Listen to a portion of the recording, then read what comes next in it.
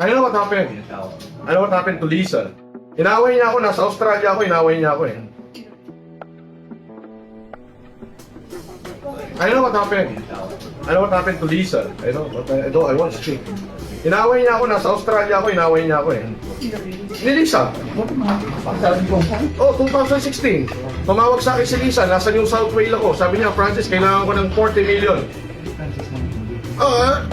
Sa akin lahat ng conversation namin ni Lisa, no? Ngayon, sabi ni Lisa, kailangan ko ng 40 million. Sabi ko, Manang, nasa Fort Lauderdale ako. Nasa US ako eh. Nasa Fort Lauderdale ako, nasa cruise line ako.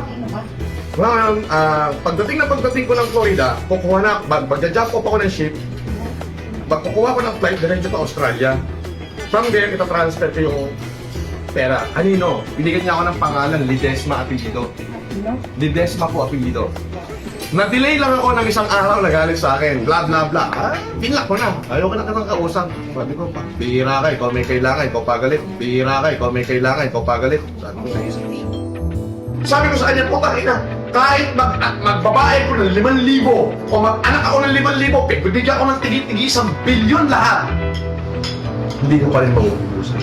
Pati ka, apo-apuhan mo, buhay na.